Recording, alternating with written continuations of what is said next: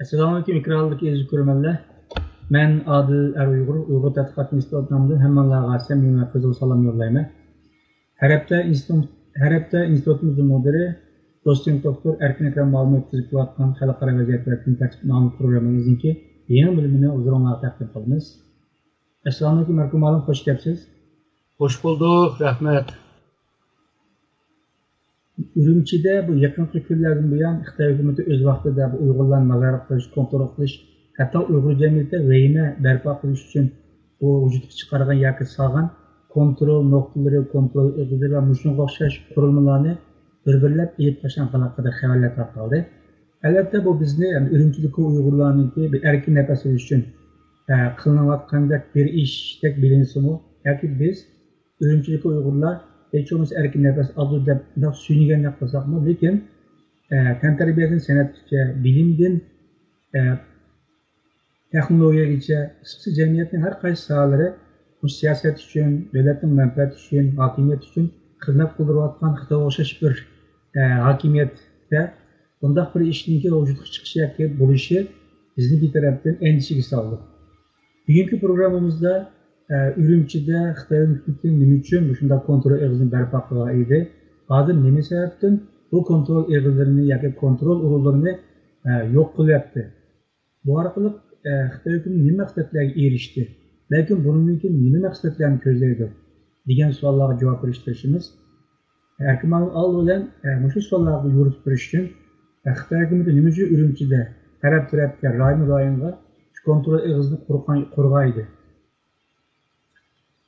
Bunu yalnızla Ürümçi'de bundan siyasetini yumuştuş ve şundaklı cenub tarafdaki bulupma, misal Kaşgar Hoten tarafındakini yumuşatmazlıktan şuna düşendürgülü buldu. Yani Ürümçi'ninki nüfusunun köpü Xitay'ındı. %80 neçe Xitay, %12 milliyandı. Bundak bir rayonda yaki bir yerde baldur içi bitişme normal bir ahvalda görmen. Bununla birlikte şu yakınki bir 2 yıldan beri nurgun şu terbiyeleşten çıkanlarını koyuvetken ahvallar var. Hem de xil sebepten koyuvetkenleme var. Bulup mu Ürümçi'de mi şundak koyuvetkeninin sahını biraz köperek emdi. Şununla bu Ürümçi'ninki xavfsizligiga dahil qilmaydi deb buni shundoq o'ylagan bo'lish kerak. Yana birisi hamda xalqarodan bisimlar kelyapti. Va yolg'izlar bu xalqarodagi bu davlatlar yoki Yevropa Birligi yoki Birleşken Devletler Teşkilatı müesseseler, yani xalqaro müesseselerni tanqid qiladigan ovozlar chiqyapti. Bundan keyin bu Uyg'urlarninki ota-onasininki davosini qilishi degandek va Uyg'ur tashkilotlarninki xalqaroda tirishchanligi bilan shu hammasini yiqqanda, ya'ni chetdan kelgan bir bisimni bir yumshatishninki bir plani deb o'ylayman. Onundan başka bu Xitay keyinki shu bir 2 oydan beri devamlı şu xalqarodagi bisimlarga shuni da'vat etdi. Sharq Turkiston kelinglar deydi, ko'rib yiqinglar deydi. Sizlarning degandek undaq narsa, undaq bisim, undaq lager yo'q deydi. Hamda xalqlarga bundaq bir taklifni bergandan keyin xalqlar keldi. Kelgan vaqtida hamda Ürümchidagi bir yerlarni yoki o'zininki tayyor qilgan yerlardagi lagerlarni yoki oshna o'xshaydigan yerlarni ko'rsatish mumkin. Bu bir lager emas, maktabdir. Shunday sabablardan tufayli Ürümchidan boshladi deb o'ylayman. Agarda Ürümchida shu yumshatish siyosati agarda bir natija oladigan bo'lsa, balki boshqa rayonlarda, boshqa viloyatlarda boshlash mumkin. Fakat Xitoy bu Sharq Turkistonga qarta yurgizayotgan bu sistematik assimilyatsiya siyosati ve shundaqla bu siyasetninki bu zulüm seviyeleriga chiqishi ve çıkışınki maksadımı Uygurlarını yani bir milletini bir paylaş haline ekip koyuş. Yani sen nefes alırsa canın var ama sen yaşamaysa diyen bir yere ekip koyuş. Bunu etkilenmeyen takdirde Xitay içki xavfsizlik meselesini qo'llayolmay qoladi. Xi Jinping'ninki bir qilgan neticesi bo'lmaydi. Ondan keyin bu İpek Yolu stratejisi, yeni İpek Yolu stratejisini əməlləşdirishdə çataq oldu. Şununla Şərq Türkistan'da bu qatı siyaset devam qılıdı deb o'ylayman. Belki şekillerde bir özgürlükler buluş mümkün çünkü xalqaradagi besimga cevap veriş için. Ama mahiyeti özgermeydi deb o'ylayman. Bir kısım adamını çıkırıp etken bolsa, yani bir kısım yaşlarını ekirip, yani bir kısım adamlarını ekirdi deb o'ylayman. Bu 2017'de o vaqtdagi Şərq Türkistan xavfsizlik nazirligində ki bu Wang Mingshan yani başlığı bunda bir gapni deganti. Bir yılның içinde hemmini tutup cemiktirimiz, 3 yılda onun cemiyetini cemiktirip ve tinchlikni qo'g'daymiz. 5 yıldan keyin bütün meselelerini hal qilamiz. Yani Şərq Türkistan meselesini hal qilamiz. 2017'ni hesap qilgan chog'da bu 2022'ga tan keldi. 2022 shundaqla Xitoy Komünist Partisininki 20. Parti kurultayı bulundu. Bu kurultayda reisler sayıldı. Xi Jinping bu reislikni alalish uchun cho'qim bir cho'ng ishlarni qilib o'tish lazım. İqtisodiyotda biraz taraqqiyot bor ama bu iqtisodninki her vakitte bir çatak çıkışı mümkün. Çünkü xalqarada Xitoyga bo'lgan inkaslar yani menfi inkaslar pek güçlü. Başka bir cemiyetni bayashat qilishda qiynalyotidu. Cemiyette nurg'un meseleler chiqyotidu. Tayvan'ı bir qo'lga tushirib, ondan keyin bir cho'ng bir netice alaylı deydi ama hozirgi paytda hamda bu Tayvan'ı ilişme undaq oson emas. Mecburi hücum qilgan bo'lsa, Xitoyninki shu 40 yildan beri tabobatini yutib qo'yish mumkin. Shuning bilan bu Şərq Türkistan meselesini bir neticede gösteriş mümkün. Yani 20. kurultayda. Bu 2022'gece bu siyasetin devam kıldığanlığını bir yerde tahmin kılıp oldu. Yani birisi şu yakınki 3. ayda içilgan yığın yani bu halk kurultayı bilen bu istişare siyasi kengeş yığını aldı keyni bulup Şərq Türkistan'a adam evitip ve beşi de bu Wang Yang var. Siyasi kengeşinin başlığı ama Şərq Türkistan meselesi mesul. O kilip kitivadıdı. Belki Xitoy bir Şərq Türkistan kartı bir yeni siyasetini belgileşinin kime bir işareti buluş mümkün bu Ürümçideki yumuştur. Ama bununki ihtimali biraz töven ama yok emas. Jığıp kelgan chog'da Xitoy o'zininki Şərq Türkistan'da yurgizayotgan zulüm siyasetini devam kılıdı. Şekli biraz özgürdü. Bazı yerlerini yumuşatuş mümkün. Bir kısım adamlarını koyutuş mümkün. Evvel degandek yergiyen adam oldu. Xalqaranın közünü boyaş için, evvelki bir yeni bir sınak için degandek nurg'un meseleler bilen birlikte bir kombine yani birleştiriş bir netçi sebepten teşkil tapkan birleşme bir siyasette oylayman. Malum bir yerlik yumuşatıdık da hazır. Bu qandaq türlü Uyghur xalq üçün bir faydalık. Yani Uygurların imtiyazırak da kıyını etti. Şunu siyasetimizde qattiq bo'lib ketdi. Siyasını yumuşatsak belki başkası buluş mümkün emas de. Xitoylarninki başka bir xil siyasetini ko'z tutqanlik uchun yoki o'zining Uyg'urlarni tamamen yo'q qilish yoki assimilya qilib tugatish siyosatini bir tarkibi bo'lgan bo'lg'achqa, ya'ni bu yumush siyosat yo'l qo'y desak bo'lishunami? Tamamen yumuştuş texi emas deb o'ylayman. Urumchininki alayidligidan tüpeyli eşeden başladı deb o'ylayman. Ama 2022gacha devam qilish mumkin. 2022dan keyin hozir bu faraz qilyapman, ya'ni ashna bo'ldi demayapman. Belki siz degan shu Uyg'urlarning ko'nglini ilish uchun shunday bir başta bir uruyup onun keyin peshonasini silab, dimdisini silab qo'yish siyosetini qilish mumkin. Çünkü bu qattiq siyosatdan tufayli Xitoyninki xalqarodagi obrazi bozuldi. 2018gacha Xitoyninki obrazi yaxshi xalqaroda. Voy deydigan nurg'un odamlar bor Xitoy. Hech bo'lmasa Xitoyni tanqid qiladigan odam ko'p emasdi. Hozir mana tanqid qilganlar ko'payyapti. Xitoyga qarshi embargo yurgizyapti. Xitoyninki siyosatini Turkiston siyosati bo'lsin, Hong Kong va Tayvan bo'lsin, bu siyosatlarni tanqid qilyapti. Ya'ni bisimlar Xitoyga bo'lgan bir bisim ko'payyapti. Shunday bir paytda Sharq Turkistonni bir vaqtda yumshatishni xohlamaydi. Çünkü Şarkı Türkistan meselesi hazır xalqaro meselesiga aylanib bo'ldi. Şarkı Türkistan meselesini, Uyghur meselesini deb dünya ikkiga bo'linib ketdi. Ya'ni G'arb devletler ve Şarq devletler.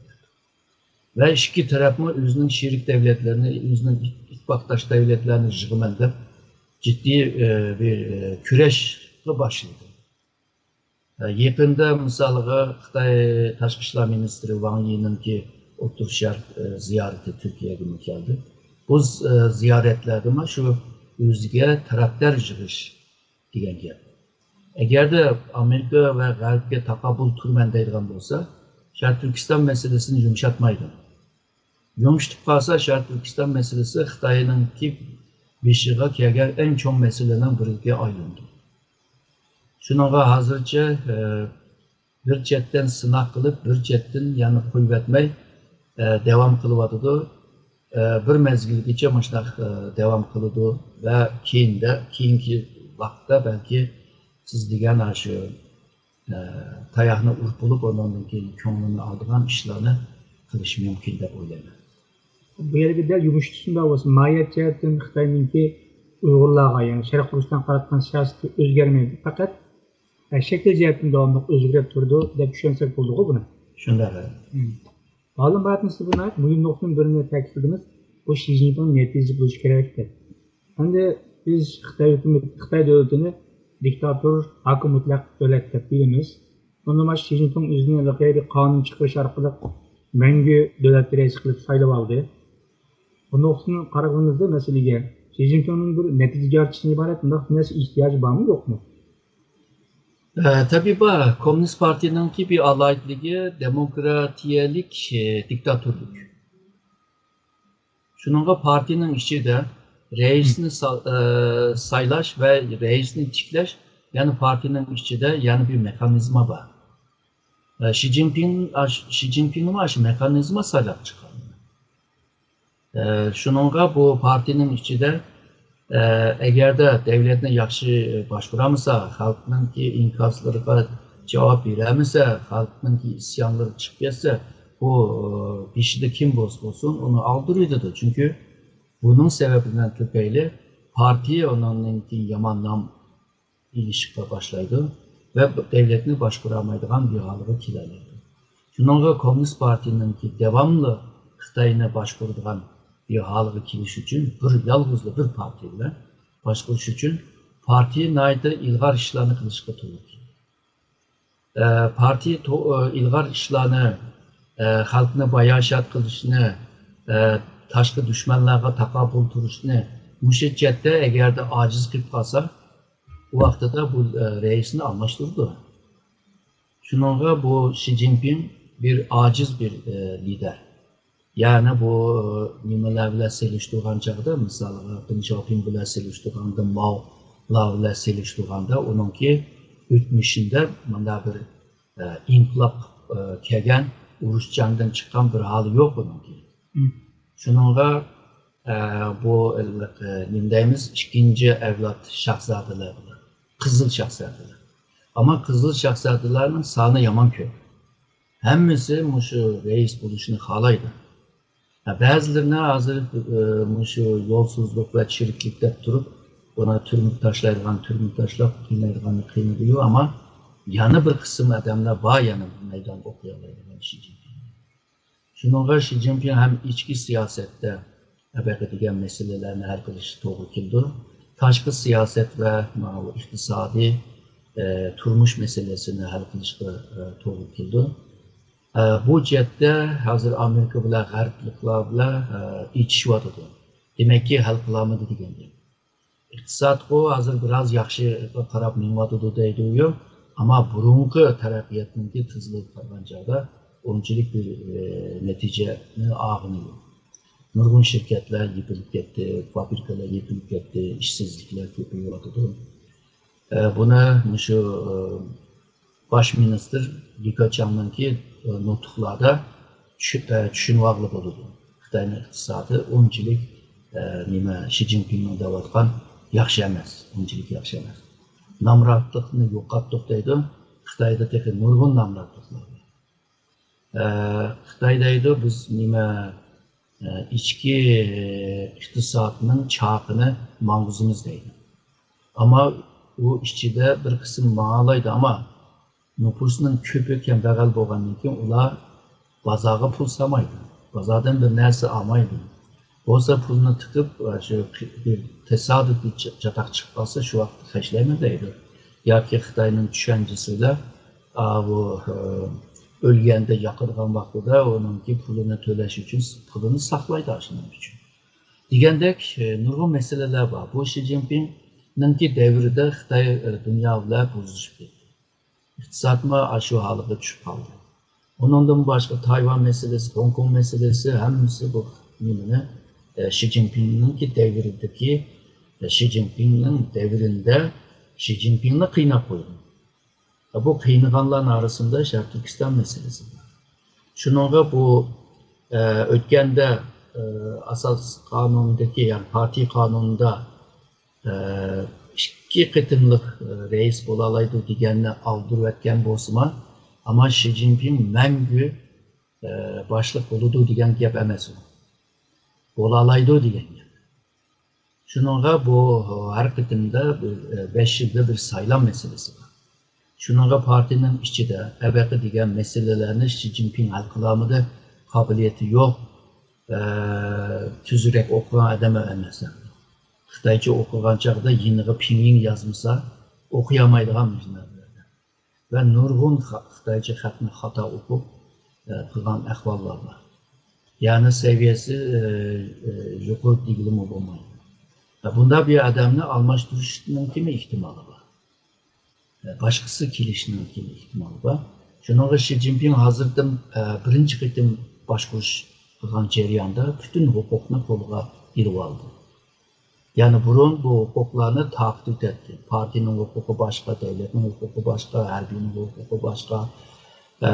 Bu axbarat, istihbarat ministerliği var. Onun hukuku başka degandek. Bu Milli Xavfsizlik Konseyi'nin hukuku başka degandek. Başkadır. Hazır Xi Jinping hamimiz yığılandı. Yığılışının sebebi özüne güçlü küstüş. Çünkü acizlikten kelgen. Bu aciz liderler aslında hukukunu yığıp toplaydı. Hem de bu İngiltere'ninki adaqlı bir siyasyon var. Lord Acton deyilən. Onun bir gibi var. Hakimiyet bir tutak tüyleydi. Mutlakiyet hakimiyeti çokum tüyleydi. Tutak tüyleydi. Yani Xi Jinping aslında özünü yok düşününki yolga kirgendir aslında. Ona hazır dese hiç kim işlenmeydi ama 20 yıldan kim belki bunu doğru cevap veremedi. Şununla bu partinin içinde Xi Jinping'ni almashtırışının kimi ihtimali yok emas.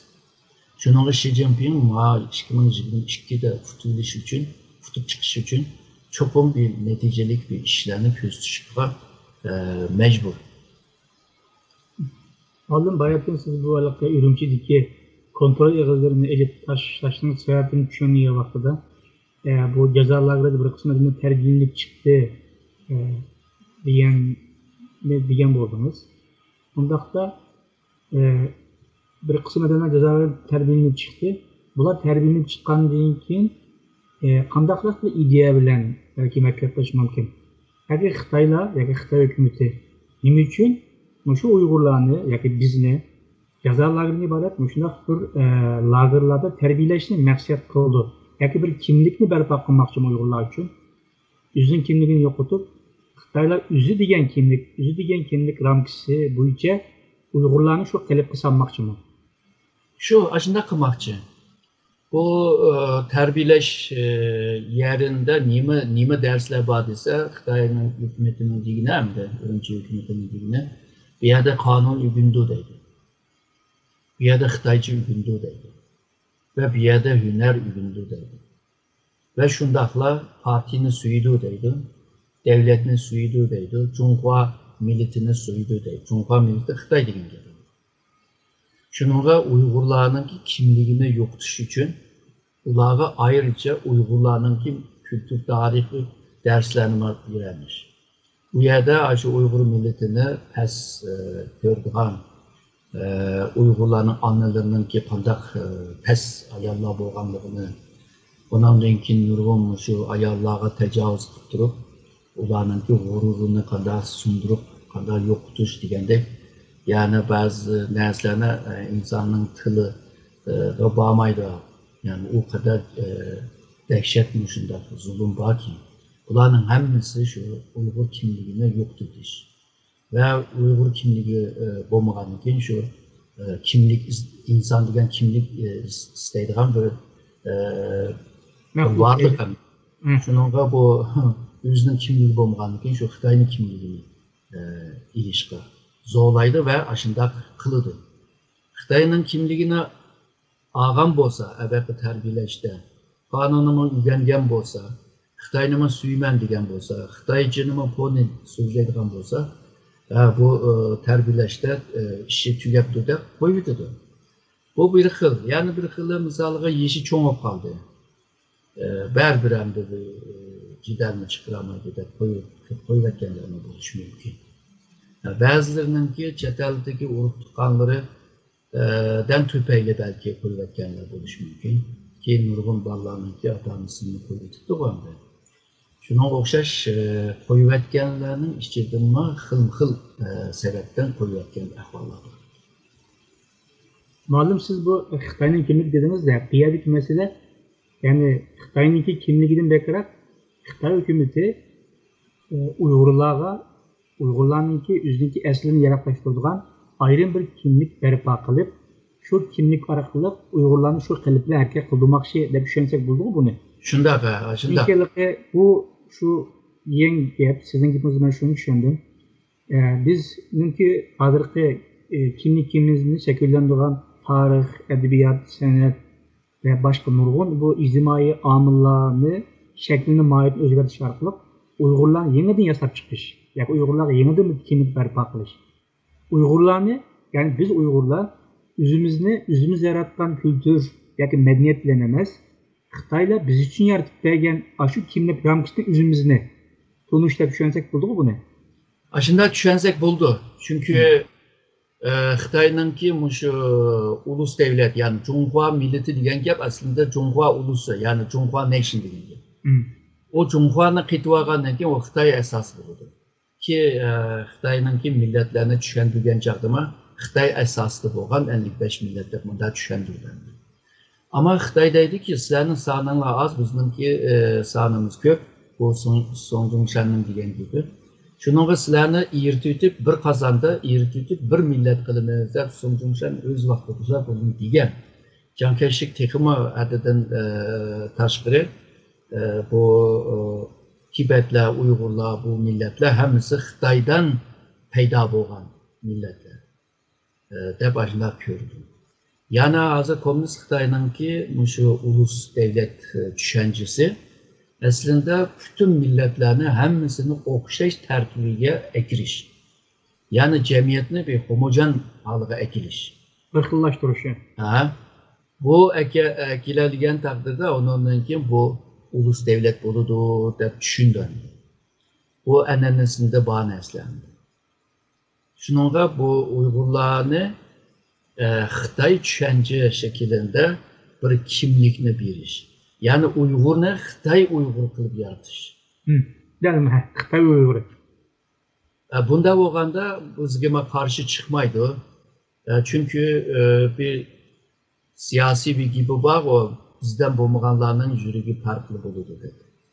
Bizden bo'lgandan keyin yuragim o'xshash bo'ladi, shunga bizga qarshi chiqmaydi, da'vomi qilmaydi, mustaqilni demaydi, bizni tanqid qilmaydi, xalqaro vaqirab chaqirib ishmi qilmaydi deb ajna tushundi endi.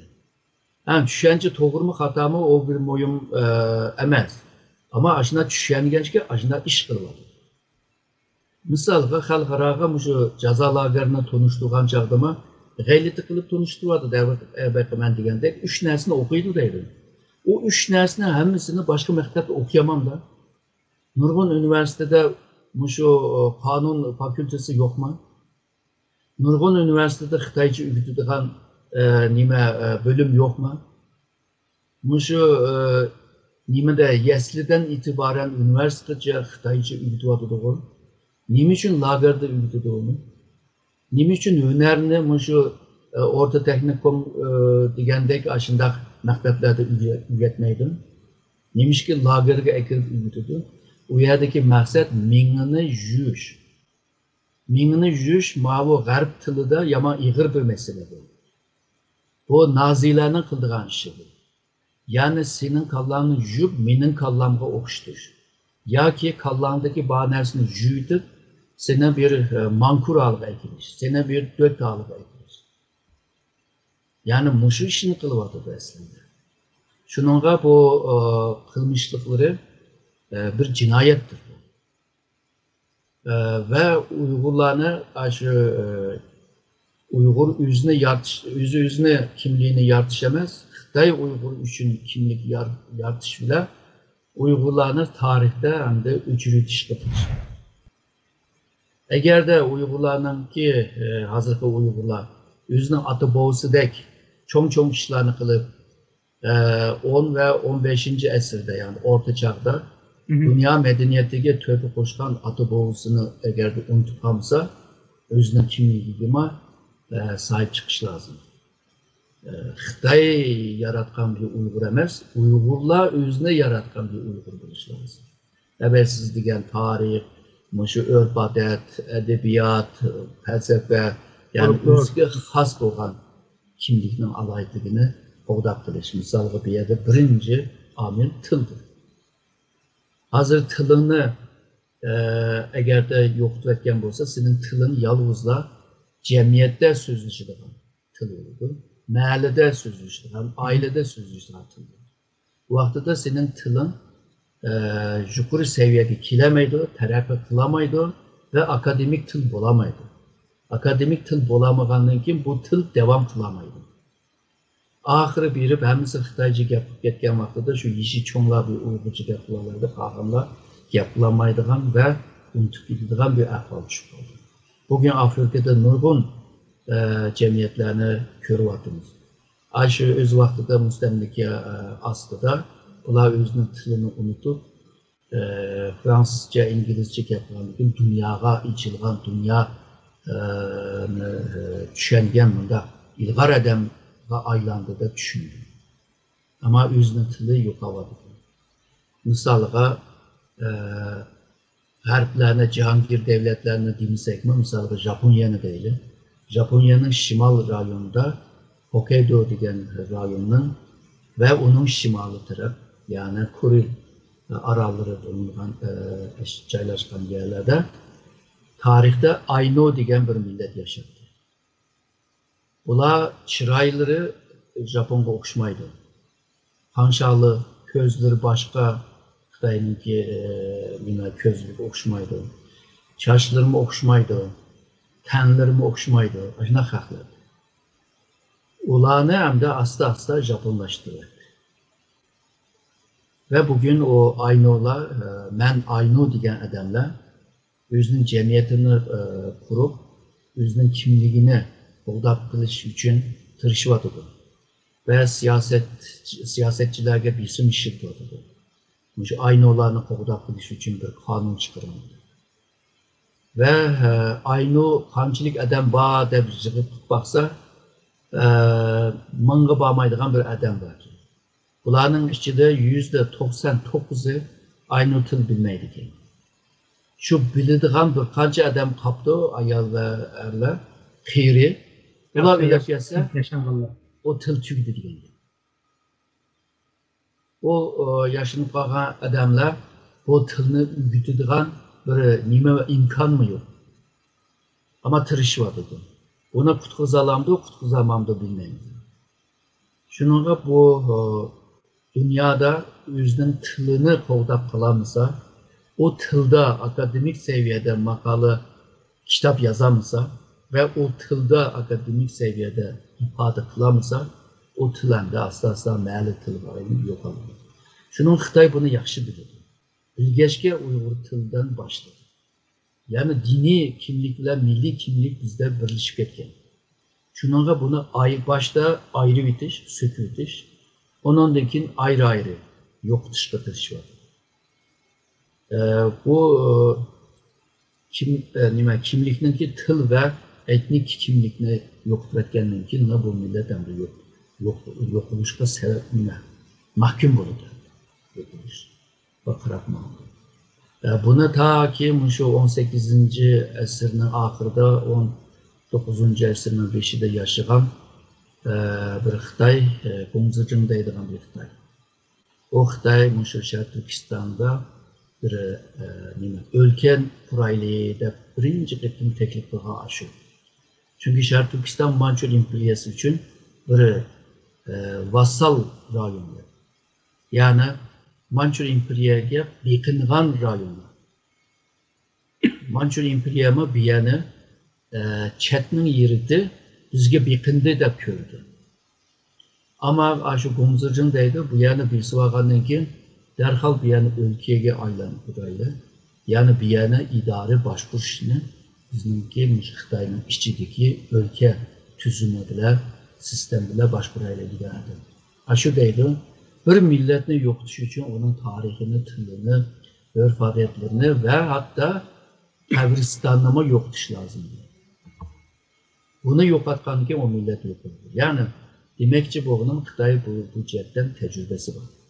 Tarih boyunca Xitoyning nüfusu zaten köptü ama haddidan tashqari ko'payishi aslında etraftaki milletlerini hammasini Xitoylaştırdı. Başka nüfus ko'paydi. Shuningga bu Xitoyning misalga Gansu ve Qinghayni 100 yıl evvel tam Xitoylaştırgan emas. Xitoyning boshqarish ostida ama u yerdagi xalq Xitoydek yaşamazdı.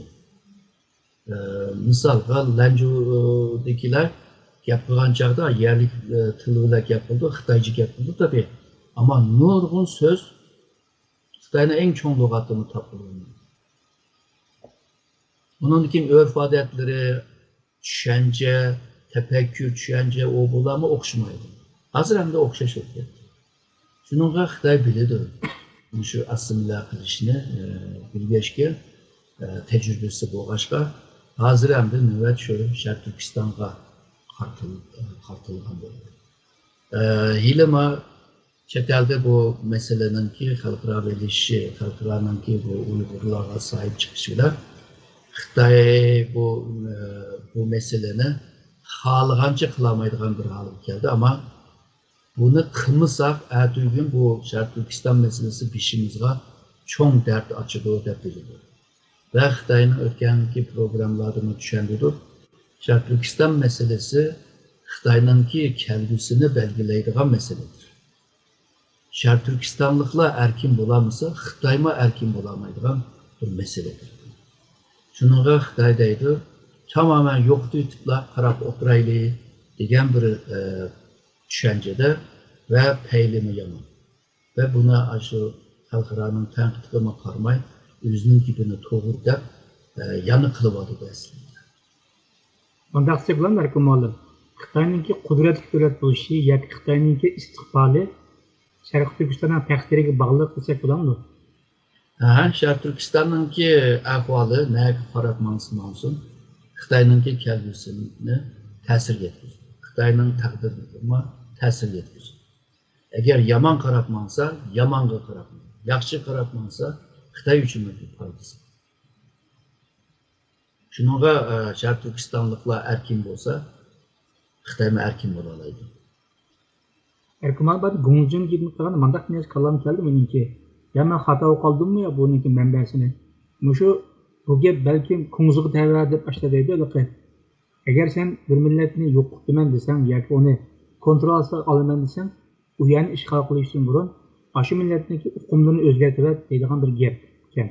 O konzuğun gibi mi o?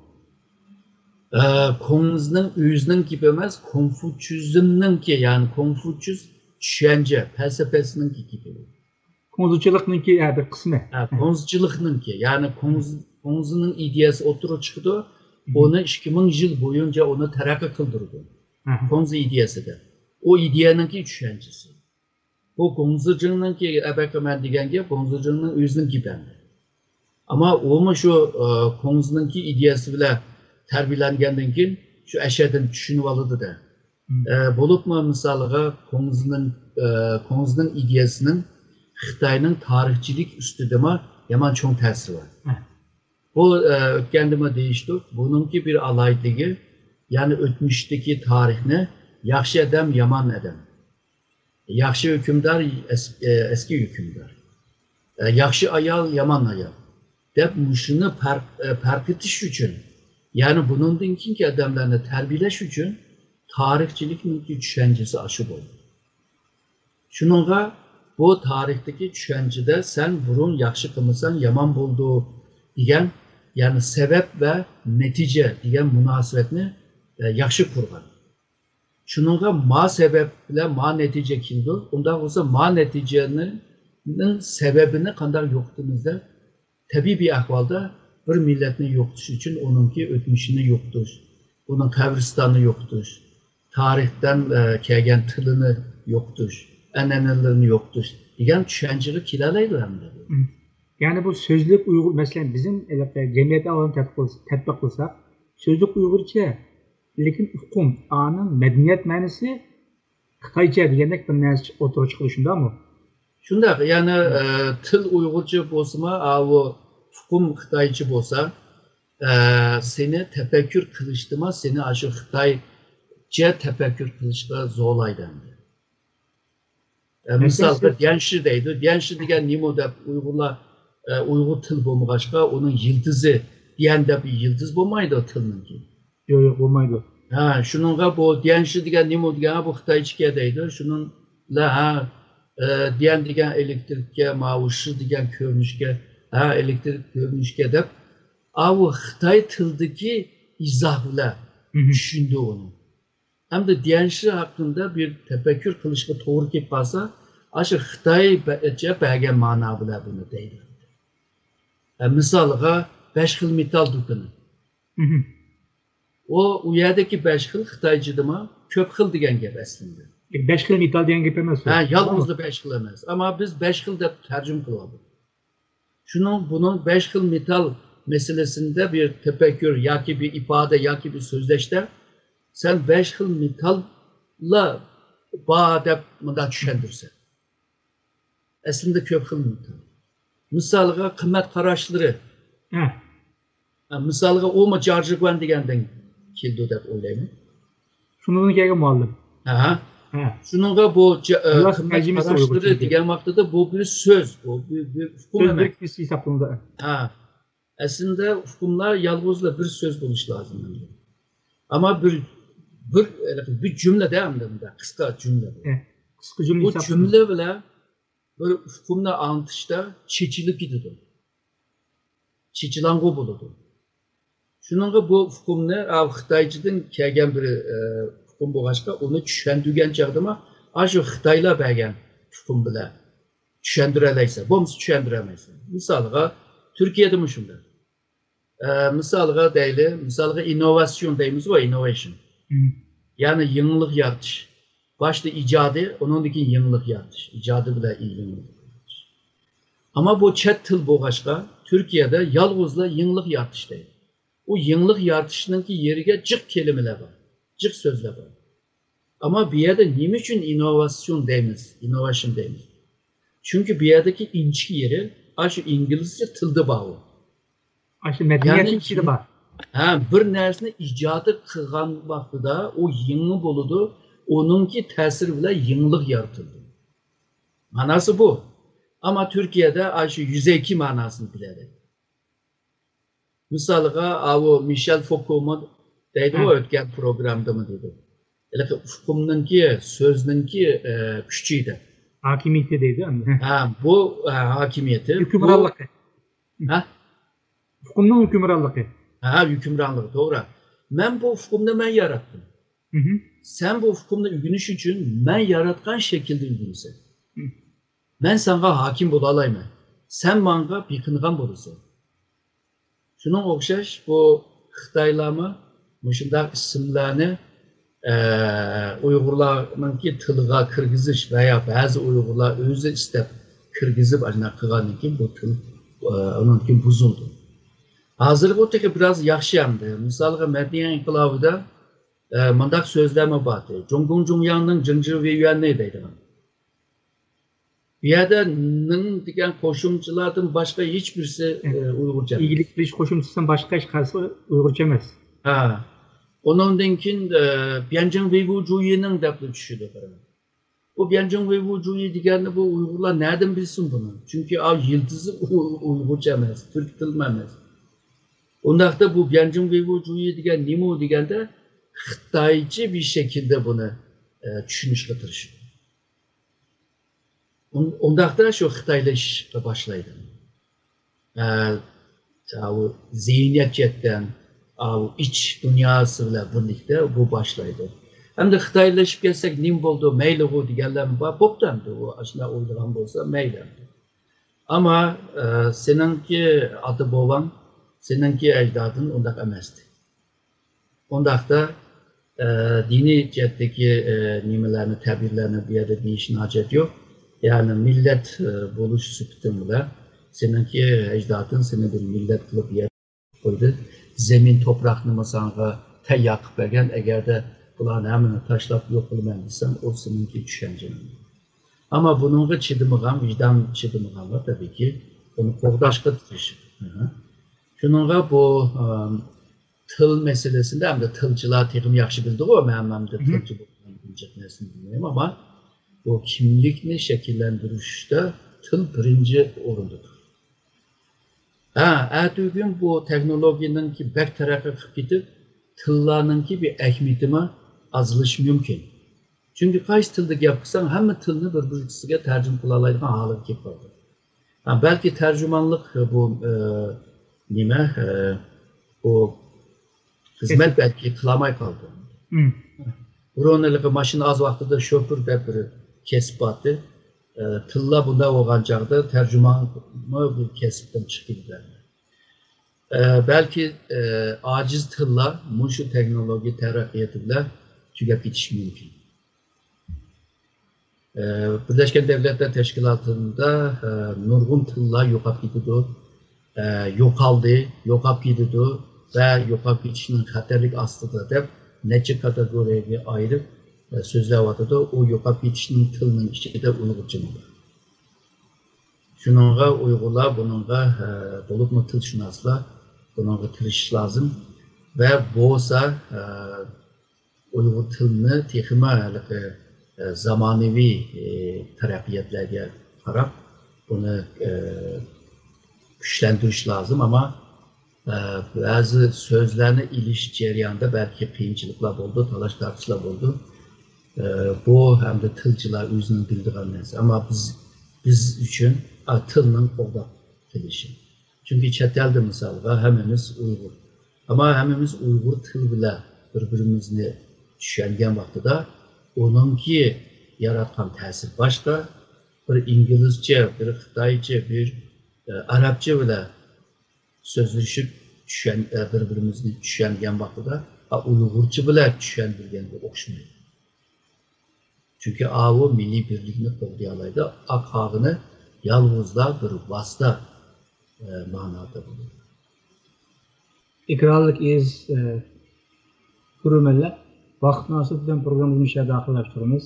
Biz bugungi programmamizda Xitoy hukumatining nima uchun Urumchidagi kontrol egizlarini ilk tashlag'anligi haqida muhokama qildik. Erkin ma'lum, ko'p rahmat sizga. Men rahmat aytaman.